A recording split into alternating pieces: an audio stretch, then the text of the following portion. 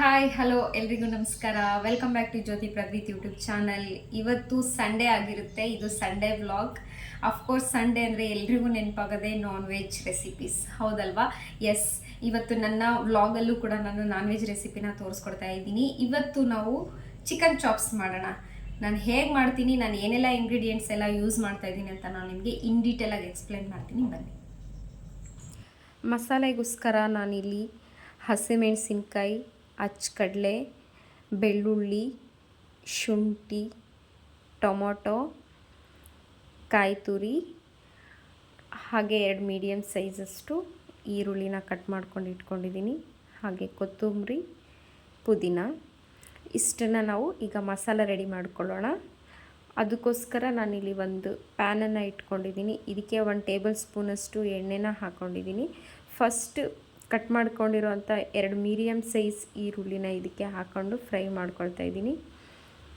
ಈರುಳ್ಳಿ ಸ್ವಲ್ಪ golden brown ಬರೋವರೆಗೂ ಆಯಿಲಲ್ಲಿ ಫ್ರೈ ಆಗಬೇಕು. ಈಗ ಇದಕ್ಕೆ 5ರಿಂದ 6 ನಾನು ಕಟ್ ಮಾಡ್ಕೊಂಡು ಹಸಿಮೆಣಸಿನ್ಕಾಯಿನೂ ಕೂಡ ನಾನು ಇದಕ್ಕೆ ಹಾಕ್ಕೊಂಡು ಫ್ರೈ ಮಾಡ್ಕೊಳ್ತಾ ಇದ್ದೀನಿ. ಇದೆರಡು ಸ್ವಲ್ಪ ಚೆನ್ನಾಗಿ ಫ್ರೈ ಆಗಬೇಕು.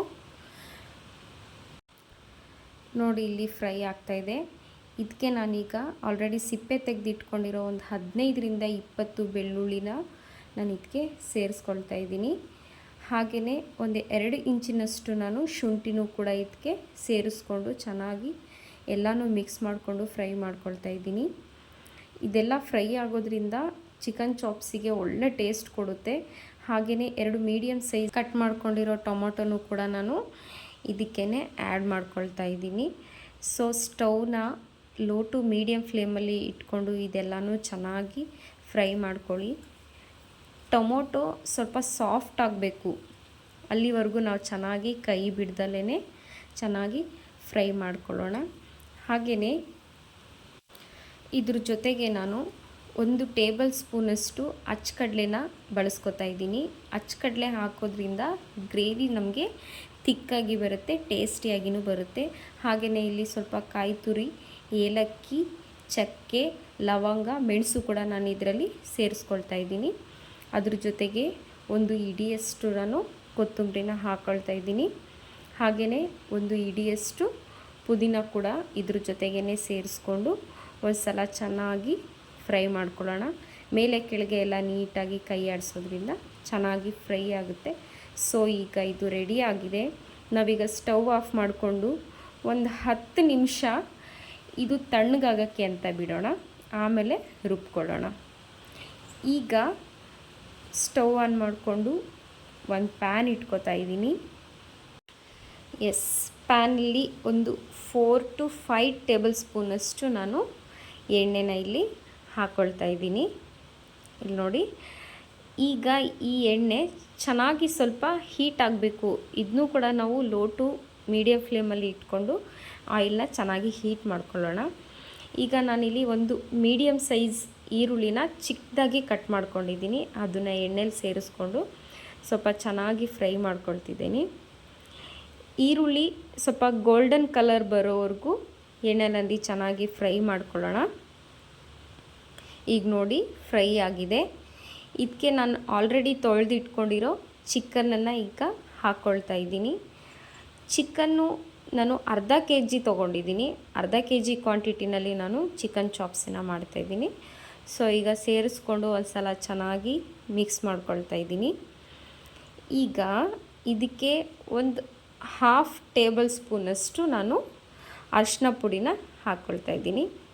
ನೋಡಿ, ಇಲ್ಲಿ ಅರಿಶಿನ ಪುಡಿ ಹಾಕ್ಕೊಳ್ತಾ ಇದ್ದೀನಿ. ಒಂದು ಸಲ ಚೆನ್ನಾಗಿ ಕೈ ಆಡಿಸ್ಬಿಟ್ಟು ಎಲ್ಲ ಫ್ರೈ ಮಾಡಬೇಕು. ಎಸ್, ಈ ಥರ ಎಲ್ಲ ಅರಿಶಿನ ಪುಡಿ ಎಲ್ಲದಕ್ಕೂ ಮಿಕ್ಸ್ ಆಗೋ ಥರ ಚೆನ್ನಾಗಿ ಮಿಕ್ಸ್ ಮಾಡ್ಕೊಳ್ಳೋಣ. ಈಗ ನಾನು ಕರೆಕ್ಟಾಗಿ 1 ಟೇಬಲ್ ಸ್ಪೂನಷ್ಟು ನಾನು ಉಪ್ಪನ್ನು ಹಾಕ್ಕೋತಾ ಇದ್ದೀನಿ. ಉಪ್ಪನ್ನು ಈಗಲೇ ಸೇರಿಸ್ಕೋಬೇಕು. ಯಾಕೆ ಅಂದರೆ ಪೀಸಸ್ಸಿಗೆಲ್ಲ ಉಪ್ಪು ಈಗಲೇ ಚೆನ್ನಾಗಿ ಹತ್ತೋದು.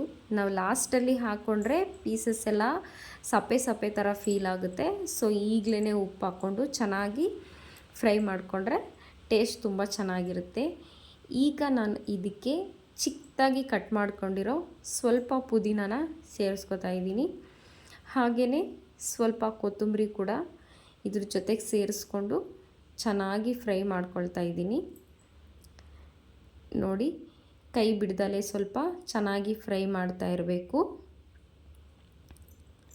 ಎಸ್, ಇದು ಎಲ್ಲಿವರೆಗೂ ಫ್ರೈ ಮಾಡಬೇಕು ಅಂತ ಅಂದರೆ ಚಿಕನ್ನಲ್ಲಿ ನೀರಿರುತ್ತಲ್ವ, ಆ ನೀರೆಲ್ಲನೂ ಹಿಂಗೋವರೆಗೂ ನಾವು ಚೆನ್ನಾಗಿ ಫ್ರೈ ಮಾಡ್ತಾ ಇರಬೇಕು. ಲೋ ಟು ಮೀಡಿಯಮ್ ಫ್ಲೇಮಲ್ಲಿನೇ ಇಟ್ಕೊಂಡು ಇದನ್ನು ಫ್ರೈ ಮಾಡ್ಕೊಳ್ಳಿ. ನೀರೆಲ್ಲ ಹಿಂಗಿಲ್ಲ ಅಂದರೆ ಒಂಥರ ನೀಚು ಸ್ಮೆಲ್ ಬಂದಂಗೆ ಆಗುತ್ತೆ. ಸೊ ನೀರೆಲ್ಲ ಹಿಂಗಿ ಅದು ಎಣ್ಣೆ ಬಿಟ್ಕೊಳ್ಳೋವರೆಗೂ ನಾವು ಚೆನ್ನಾಗಿ ಫ್ರೈ ಮಾಡ್ಕೋಬೇಕಾಗುತ್ತೆ. ಲೋ ಟು ಮೀಡಿಯಮ್ ಫ್ಲೇಮಲ್ಲಿ ಒಂದು 5 to 6 ಮಿನಿಟ್ಸ್ ನಾವು ಬಿಟ್ಟರೂ ಕೂಡ ನೀರೆಲ್ಲ ಚೆನ್ನಾಗಿ ಹಿಂಗುತ್ತೆ. ಓಕೆ, ಅಷ್ಟರಲ್ಲಿ ನಾವು ಮಸಾಲೆನ ರುಬ್ಕೊಳ್ಳೋಣ. ಆಲ್ರೆಡಿ ನಾವೇನು ಫ್ರೈ ಮಾಡಿ ಇಟ್ಕೊಂಡಿದ್ವಲ್ಲ ಮಸಾಲೆ ಐಟಮ್ಸ್, ಅದೆಲ್ಲನೂ ಮಿಕ್ಸಿ ಜಾರ್ಗೆ ಹಾಕ್ಕೊಂಡು ಒಂದು ಸ್ವಲ್ಪ ನೀರನ್ನು ಸೇರಿಸ್ಕೊಂಡು ಒಂದು ಫೈನ್ ಪೇಸ್ಟ್ ಮಾಡ್ಕೊಳ್ಳೋಣ. ಸಾಫ್ಟಾಗಿ ಪೇಸ್ಟ್ ಮಾಡ್ಕೊಳ್ಳೋಣ. ಇಲ್ಲಿ ನೋಡಿ, ಚಿಕನ್ ಎಲ್ಲ ಆಲ್ರೆಡಿ ಚೆನ್ನಾಗಿ ಫ್ರೈ ಆಗಿದೆ, ನೀರೆಲ್ಲ ಹಿಂಗಿದೆ. ಇದಕ್ಕೆ ರುಬ್ಕೊಂಡಿರೋ ಮಸಾಲೆನ ನಾನಿಲ್ಲಿ ಸೇರಿಸ್ಕೊತಾ ಇದ್ದೀನಿ. ಈಗ ಚೆನ್ನಾಗಿ ಮಿಕ್ಸ್ ಮಾಡ್ಕೊಳ್ಳೋಣ. ನೋಡ್ತಾ ಇದ್ರೇ ಗೊತ್ತಾಗುತ್ತೆ ಇದರಲ್ಲಿ ನೀರೆಲ್ಲ ಕಂಪ್ಲೀಟಾಗಿ ಹಿಂಗಿದೆ ಅಂತ. ಈ ಥರ ಚೆನ್ನಾಗಿ ಫಸ್ಟು ನೀರು ಹಾಕ್ಕೊಳ್ದೇ ಚಿಕನ್ ಪೀಸಸ್ಸು ಮತ್ತು ಮಸಾಲೆ ಎಲ್ಲ ಹೊಂದ್ಕೊಳ್ಳೋ ಥರ ಒಂದೊಳ್ಳೆ ಮಿಕ್ಸ್ ಕೊಟ್ಕೊಳ್ಳಿ. ನಾವು ಮಸಾಲೆ ಹಾಕಿದ ತಕ್ಷಣ ನೀರು ಹಾಕ್ದಲೇ ಸ್ವಲ್ಪ ಚೆನ್ನಾಗಿ ಫ್ರೈ ಮಾಡ್ಕೊಳ್ಳೋದ್ರಿಂದ ಏನು ಬೆನಿಫಿಟ್ಟು ಅಂತ ಅಂದರೆ ಮಸಾಲೆ ಎಲ್ಲ ಪೀಸಸ್ಸಿಗೆ ಚೆನ್ನಾಗಿ ಹೊಂದ್ಕೊಳ್ಳುತ್ತೆ. ನೋಡಿ, ಒಂದು 2 to 3 ಮಿನಿಟ್ಸ್ ಬಿಟ್ಟರೆ ಈ ಥರ ಫ್ರೈ ಆಗುತ್ತೆ. ಈಗ ಇದಕ್ಕೆ ನಾನು 1 ಟೇಬಲ್ ಸ್ಪೂನಷ್ಟು ಧನಿಯಾ ಪುಡಿನ ಸೇರಿಸ್ಕೊತಾ ಇದ್ದೀನಿ. ಇದು ಮನೆಯಲ್ಲೇ ಮಾಡಿರೋದು ಪ್ಲೇನ್ ಧನಿಯಾ ಪುಡಿ. ಇದನ್ನು ನೋಡಿ ಇವಾಗ ಚೆನ್ನಾಗಿ ಮಿಕ್ಸ್ ಮಾಡ್ಕೊಳ್ತಾ ಇದ್ದೀನಿ. ಇದು ಕೂಡ ಗ್ರೇವಿ ಒಳಗಡೆ ಎಲ್ಲ ಚೆನ್ನಾಗಿ ಹೊಂದ್ಕೊಳ್ಳೋ ಥರ ನೀಟಾಗಿ ಮಿಕ್ಸ್ ಮಾಡ್ಕೊಳ್ಳಿ. ಆಮೇಲೆ ಇದಕ್ಕೆ ನಾನು ಒಂದು 1/4 ಟೇಬಲ್ ಸ್ಪೂನಷ್ಟು ನಾನು ಇದಕ್ಕೆ ಗರಂ ಮಸಾಲ ಪೌಡ್ರನ್ನ ಹಾಕ್ಕೊಳ್ತೀನಿ. ನಾನೀಗ ಹಾಕ್ಕೊಳ್ತಾ ಇರೋ ಗರಂ ಮಸಾಲ ಪೌಡ್ರ್ ಬಂದು ಮನೆಯಲ್ಲಿ ಮಾಡಿರೋವಂಥದ್ದು, ಯಾವುದೇ ರೀತಿ ಅಂಗಡಿಯಿಂದ ತಂದಿರೋದಲ್ಲ. ನಿಮಗೆ ಈ ರೆಸಿಪಿ ಬೇಕು ಅಂತಂದರೆ ನನಗೆ ಕಮೆಂಟಲ್ಲಿ ಹಾಕಿ, ನಾನು ಖಂಡಿತ ರೆಸಿಪಿನ ನಿಮಗೆ ಶೇರ್ ಮಾಡ್ತೀನಿ. ಈಗ ಒಂದು ಸಲ ಚೆನ್ನಾಗಿ ಒಳ್ಳೆ ಮಿಕ್ಸ್ ಕೊಟ್ಕೊಳ್ಳೋಣ. ನೋಡಿ, ಸ್ವಲ್ಪ ಚೆನ್ನಾಗಿ ಫ್ರೈ ಆಗ್ತಿದೆ. ಈಗ ನಾವು ನೋಡ್ಬೋದು ಚಿಕನ್ನು ಹೇಗೆ ಎಲ್ಲ ಫ್ರೈ ಆಗ್ತಿದೆ ಅಂತ. ಸೈಡಲ್ಲೆಲ್ಲ ಲೈಟಾಗಿ ಎಣ್ಣೆ ಬಿಟ್ಕೊಳ್ತಾ ಇದೆ. ಈಗ ಸ್ವಲ್ಪ ಕುದಿಯೋಕ್ಕೆ ಸ್ಟಾರ್ಟ್ ಆಯಿತು ಅನ್ನುವಾಗಲೇ ನಾನು ಸ್ವಲ್ಪ ಜಾರ್ ಒಳಗಡೆ 1 ಲೋಟದಷ್ಟು ನೀರು ಹಾಕ್ಕೊಂಡು ಜಾರ್ ತೊಳ್ಕೊಂಡು ಇದಕ್ಕೆ ಆ ನೀರನ್ನು ಸೇರಿಸ್ಕೊತಾ ಇದ್ದೀನಿ. ಎಸ್, ಜಾರ್ ಒಳಗಡೆ 1 ಲೋಟದಷ್ಟು ನಾನು ನೀರು ಹಾಕ್ಕೊಂಡು ಈಗ ಚೆನ್ನಾಗಿ ಮಿಕ್ಸ್ ಮಾಡ್ಕೊಳ್ತಾ ಇದ್ದೀನಿ. ನೀವು ಕನ್ಸಿಸ್ಟೆನ್ಸಿನ ನೋಡಿಕೊಂಡು ಹಾಕ್ಕೊಳ್ಳಿ. ಕನ್ಸಿಸ್ಟೆನ್ಸಿ ಇದು ತೀರಾ ತೆಳ್ಳಗಿರಬಾರ್ದು, ಸ್ವಲ್ಪ ಥಿಕ್ಕಾಗಿದ್ರೇ ಇದು ಚೆನ್ನಾಗಿರುತ್ತೆ. ಅದಾದಮೇಲೆ ನಾನು ಇನ್ನೂ ಒಂದು 1/2 ಲೋಟದಷ್ಟು ನೀರನ್ನು ಇದಕ್ಕೆ ಸೇರಿಸ್ಕೊಳ್ತಾ ಇದ್ದೀನಿ. ಸೊ ದಟ್ ಗ್ರೇವಿ ಎಲ್ಲ ಕುದಿಯೋಷ್ಟರಲ್ಲಿ ನನಗೆ ಕರೆಕ್ಟಾಗಿ ಕನ್ಸಿಸ್ಟೆನ್ಸಿ ಬರುತ್ತೆ. ಅದಕ್ಕೆ ನಾನು ಅದನ್ನು ನೋಡಿಕೊಂಡು ನೀರನ್ನು ಮಿಕ್ಸ್ ಮಾಡ್ಕೊತಾ ಇದ್ದೀನಿ. ನೀವು ಚಿಕನ್ ತೊಗೊಳ್ಳೋ ಕ್ವಾಂಟಿಟಿ ಮೇಲೆ ನೋಡಿಕೊಂಡು ನೀರನ್ನು ಹಾಕ್ಕೊಳ್ಳಿ. ನನಗೀಗ ಎಷ್ಟು ಸಾಕಾಗುತ್ತೆ. ಈಗ ಲಿಡ್ ಕ್ಲೋಸ್ ಮಾಡಿಬಿಟ್ಟು ಒಂದು 10 ನಿಮಿಷ ಲೋ ಟು ಮೀಡಿಯಮ್ ಫ್ಲೇಮಲ್ಲಿ ಇಟ್ಕೊಂಡು ಚೆನ್ನಾಗಿ ಕುದಿಸಿದ್ದೀನಿ. ಇಲ್ಲಿ ನೋಡಿ, ಸೈಡಲ್ಲೆಲ್ಲ ಎಣ್ಣೆ ಬಿಟ್ಕೊಂಡಿದೆ. ಈಗ ಚಿಕನ್ ಚಾಪ್ಸ್ ರೆಡಿಯಾಗಿದೆ. ಪೀಸಸ್ ಎಲ್ಲ ಹದವಾಗಿ ಬೆಂದಿದೆ. ಆ್ಯಂಡ್ ಗ್ರೇವಿ ಕನ್ಸಿಸ್ಟೆನ್ಸಿ ಕೂಡ ಕರೆಕ್ಟಾಗಿ ಬಂದಿದೆ. ಈ ಕನ್ಸಿಸ್ಟೆನ್ಸಿಯಲ್ಲಿ ಇದ್ದರೆ ನಾವು ರೊಟ್ಟಿ ಜೊತೆಗೆ, ಚಪಾತಿ ಜೊತೆಗೆ, ಮುದ್ದೆ ಜೊತೆಗೆ, ಅನ್ನದ ಜೊತೆಗೆ ಎಲ್ಲ ಜೊತೆಗೂ ಸರ್ವ್ ಮಾಡ್ಕೋಬೋದು. ಅಟ್ ಲಾಸ್ಟ್ ಸ್ವಲ್ಪ ಕಟ್ ಮಾಡ್ಕೊಂಡಿರೋ ಕೊತ್ತಂಬರಿನ ಮೇಲೆ ಉದುರಿಸ್ಕೊಂಡ್ರೆ ರುಚಿಯಾದ ಚಿಕನ್ ಚಾಪ್ಸ್ ರೆಡಿ ಆಯಿತು. ನಿಮಗೆ ನನ್ನ ವಿಡಿಯೋ ಇಷ್ಟ ಆಗಿದ್ದಲ್ಲಿ ಲೈಕ್ ಮಾಡಿ, ಶೇರ್ ಮಾಡಿ, ಕಮೆಂಟ್ ಮಾಡಿ. ಹಾಗೆ ಯಾರೆಲ್ಲ ಇನ್ನೂ ನನ್ನ ಚಾನಲ್ನ ಸಬ್ಸ್ಕ್ರೈಬ್ ಮಾಡ್ಕೊಂಡಿಲ್ಲ, ಸಬ್ಸ್ಕ್ರೈಬ್ ಮಾಡ್ಕೊಳ್ಳಿ. ಬೆಲ್ ಐಕಾನ್ ಪ್ರೆಸ್ ಮಾಡಿ. ನಾನು ಮಾಡೋ ಎಲ್ಲ ವಿಡಿಯೋ ನೋಟಿಫಿಕೇಷನ್ ನಿಮಗೆ ಬರುತ್ತೆ. ಸೊ ಇದಾಗಿತ್ತು ಇವತ್ತಿನ vlog. Thank you. See in the next vlog.